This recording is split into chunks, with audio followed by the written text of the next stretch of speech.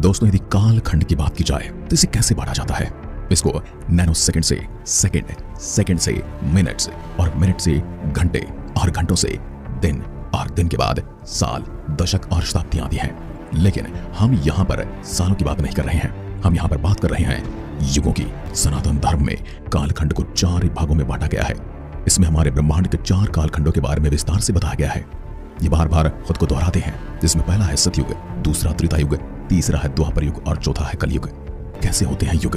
सतयुग सबसे पहला युग है सतयुग, जिसका मतलब है सत्य का युग। ये बहुत समय होता है जब हर तरफ सत्य होता है। इस युग का समय 17,28,000 वर्षों का होता है। इस युग की खास बात यह है कि जीवन की उत्पत्ति के बाद देवता स्वयं मनुष्य को शिक्षा देते हैं। इस युग में मनुष्य का मानसिक स्तर उच्च स्तर तक पहुंच जाता है। इस युग में शिक्षा, तप और मानसिकता होती है। इस युग के मनुष्य की आयु भी 1 लाख से 10,000 वर्षों तक होती है। कोई भी एक दूसरे से झूठ नहीं बोल पाते हैं, क्योंकि मानसिक ज्ञान पालने के बाद हर कोई एक दूसरे का मन पढ़ लेता है। दोस्तों, हमारा मस्तिष्क 3 भागों में काम करता है: कॉन्शियस माइंड, सबकॉन्शियस माइंड और अनकॉन्शियस माइंड। कॉन्शियस माइंड वो हिस्सा होता है जिसे हम चेतना कहते हैं। इसका शरीर पर पूरा नियंत्रण नहीं होता। सबसे बड़ा काम सबकॉन्शियस माइंड और अनकॉन्शियस माइंड का होता है। दिल की धड़कन बनाना और एंटीबॉडी बनाना इन हिस्सों को डायरेक्टली एक्सेस नहीं कर सकते, और ऐसा केवल मेडिटेशन से ही किया जा सकता है। जैसे जैसे युग बदलते जाते हैं, ये स्तंभ एक एक करके कम होने लगते हैं। सतयुग में भगवान विष्णु ने 4 बार अवतार लिया था, जिसमें मत्स्य अवतार, कुर्म अवतार, वराह अवतार और नरसिंह अवतार शामिल हैं। इस युग में मानसिक शांति होती है और इसे ही आदर्श युग कहा जाता है। वेदों का ज्ञान भी इस युग में सभी के पास होता है। लेकिन दोस्तों, परिवर्तन समय का वो भाग है जिसे हमेशा चलाए रखता है। इसलिए सतयुग का अंत भी निश्चित है, और वो भी एक दिन खत्म हो जाता है, और उसके बाद शुरुआत होती है, आरंभ होता है त्रेता युग का। इस युग में ज्ञान बांटना शुरू हो जाता है। सतयुग में लोगों में वेदों का ज्ञान लिखित अवस्था में नहीं था, बल्कि मानसिक अवस्था में होता है। वैसे ही त्रेता युग में 4 भागों में वेदों को बांट दिया जाता है, क्योंकि मनुष्य का मानसिक स्तर ही क्षीण होने लगता है। मानसिक स्तर का सर्वोच्च न रहने के कारण शरीर विकारों से भरना शुरू हो जाता है, और इसका सबसे बड़ा कारण है धर्म के 4 स्तंभों में से एक का कम हो जाना।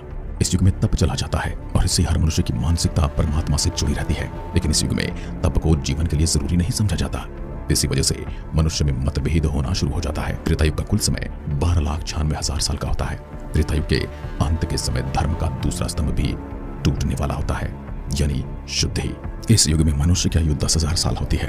तप के चले जाने की वजह से ज्ञान स्रोत केवल वेदों में रह गया, और इसी कारण वेदों का ज्ञान रखने वाला ही ज्ञानी कहलाता है। रावण 4 वेदों का ज्ञाता था, लेकिन वो त्रेता युग के अंतिम क्षण होने के कारण शुद्धि तक नहीं पहुंच पाया। इसी युग से ही इंसानों की आयु कम होना शुरू हो जाती है, क्योंकि मनुष्य तप को नहीं मानता और शारीरिक विकार और बीमारियां आयु को कम करने लगती हैं। मानसिक स्तर गिरने के कारण ही भौतिक संसार का मोह भी बढ़ने लगता है। इस युग में राज्य राजपाट का निर्माण होता है, और मनुष्य राज्य के लिए युद्ध करते हैं। फिर भी ये युग अच्छा है। भले इस युग में मनुष्य मानसिक शक्ति क्षीण कर लेता है, लेकिन वो नियमों का पालन फिर भी करता है। उसके बाद आता है द्वापर युग, जिसमें धर्म के केवल 2 स्तंभ रह जाते हैं। यूं कहिए कि धर्म के केवल 2 पद रह जाते हैं। एक ऐसा युग है जब मनुष्य मानसिक शांति से ज्यादा भौतिक सुख को ज्यादा मानता है। इस युग में शक्ति को ज्ञान से ज्यादा समझा जाता है। इस पूरे युग का समय 8,64,000 साल का होता है, और इसमें धर्म के 2 ही स्तंभ बच जाते हैं, सच्चाई और दया। इस युग के शुरुआत से ही तप और शुद्धि का त्याग हो जाता है। इस युग को सिर्फ सच्चाई ही बचा कर रखती है, जिसका उदाहरण है महाभारत का युद्ध, जिसमें मन की शुद्धि न होने के कारण आपसी वैर पैदा हो गई, लेकिन सच्चाई ने ही सबको बांधे रखा। कौरव पांडव में युद्ध होता है जो नियम के तहत हुआ था। वर्णों का निर्माण भी इस युग में होता है। इसी शब्द को कलयुग में जाति में बदल दिया गया है। इस युग में ज्ञान और क्षीण होने पर स्वयं भगवान अवतरित होकर ज्ञान देते हैं। इंसान की आयु भी और कम होकर 1000 साल तक रह जाती है।